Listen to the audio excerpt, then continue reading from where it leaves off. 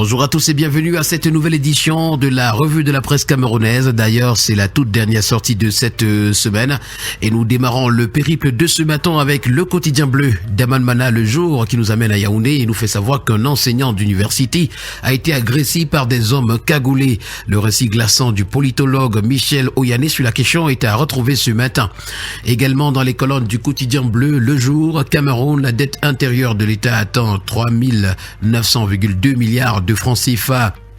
Nous parlons également avec le quotidien vert émergent ce matin de transformation numérique. Le mauvais exemple qui vient des mairies nous est présenté ce matin à la page 5. Mortalité maternelle également à lire. Situation préoccupante au Cameroun. 20 mai 2025, le thème a déjà été dévoilé. Hâte 2025, le consulat du Cameroun à Duda alerte sur des températures élevées. Et puis Colomine, évaluation de la mine d'or à retrouver. Donc toutes ces informations, vous les aurez en parcourant les colonnes du journal.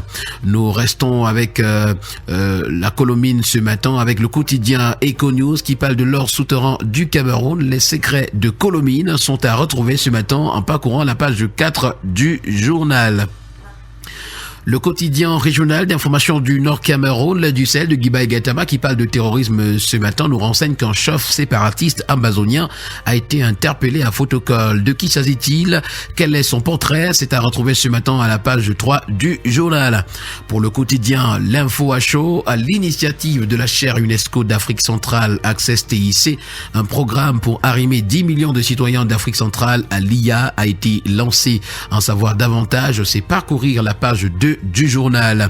Le journal également ce matin nous renseigne en haut de une que relativement à l'éventualité de la candidature du président du MRC à l'élection présidentielle d'octobre prochain, Grégoire Oona dénonce l'hypocrisie de Camto. En page 10, on parle plutôt d'autre chose malgré l'invitation de l'autoproclamé président fondateur Robert Kona au palais d'Etoudi, c'est Cabral Libi, président légitime qui annonce le congrès du PCRN. Parlons santé également ce matin avec le quotidien de la santé Éco-Santé qui s'intéresse au 3e salon dentaire d'Afrique centrale. Yaoundé sera donc la capitale de l'innovation dentaire. En savoir davantage, je sais pas courir les pages 3 et 4. On parle également de santé publique dans les colonnes de Éco-Santé ce matin. Le projet souhaite dote le Cameroun d'équipements mobiles. Et puis Afrique, Mpox et choléra, 2 épidémies dangereuses qui progressent, nous sont présentées. À la grande une du quotidien Mutation ce matin, affaire Matisse. Et maintenant, c'est une interrogation. 6 jours après l'assassinat odieux de l'enfant de 6 ans, la colère et l'émotion ne sont pas retombées. Les interrogations autour des suites possibles du dossier sont à retrouver ce matin à la page 5 du journal. Et le tri-hebdomadaire La Voix des jeunes qui en parle également au titre « Meurtre du petit Matisse, que cache le silence du gouvernement ?» C'est également une interrogation ce matin, une semaine donc après l'assassinat insoutenable de ce gamin de 6 ans survenu le samedi 10 mai dernier à Ngouaïkélé dans la capitale Yaoundé. Aucune déclaration officielle du gouvernement pour condamner cet acte odieux n'a encore été enregistrée malgré l'émoi et l'indignation nationale. Nous poursuivons le périple de ce matin en économie. C'est avec le premier quotidien économique de la zone CEMAR, le journal d'économie, qui s'intéresse au rapport entre le Cameroun et le Tchad. Les impayés de Sotel vis-à-vis de Camtel brouillent le réseau Internet. Le sujet fait partie des points à l'ordre du jour de la visite de travail qu'effectue Michel Boucar, ministre tchadien des télécommunications, de l'économie numérique et de la digitalisation de l'administration depuis le 13 mai dernier du côté de Yaoundé. Le tri-hebdomadaire La Météo, pour sa part, a choisi ce matin de donner la parole à Grégoire Oona qui dit, je cite, « Les Camerounais ne descendront pas dans la rue parce qu'on a rejeté légalement une candidature. » Dans un tweet ce 15 mai, le secrétaire général adjoint du comité central du RDPC rappelle que le président du MRC, Maurice Kamto, sait ce qu'il doit faire pour que sa candidature à la présidentielle de 2025 soit validée. À la grande une du tri-hebdomadaire, le soir, ce matin, on parle de données statistiques 2024 pour les petites et moyennes entreprises, de l'économie sociale et de l'artisanat. Un tableau de bord qui excelle est à retrouver.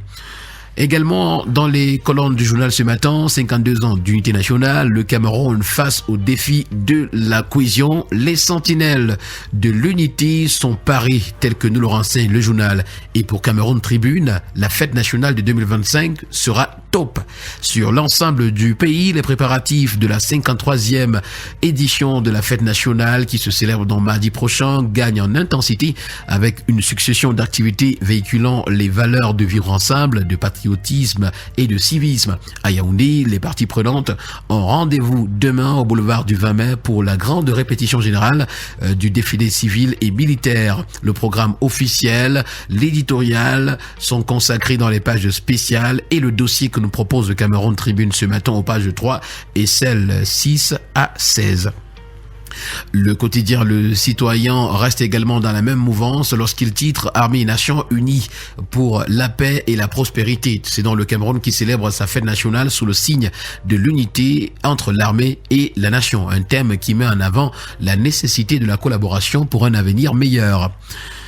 Avec le quotidien Info Matin, ce jour on parle de secteur minier et industriel. Le Cameroun et les Émirats Arabes Unis explorent les opportunités stratégiques.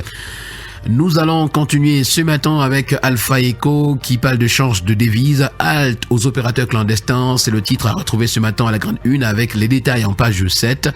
Dans un communiqué rendu public, c'est le ministre des Finances Louis-Paul Motazé qui met en garde ces hors-la-loi d'un autre genre. Et nous allons terminer le périple de ce matin avec la voix des entreprises qui parle de dynamique entrepreneuriale à sa grande une. Le Cameroun dénombre 21 132 nouvelles petites et moyennes entreprises sur un total de 443 524 recensés en 2024.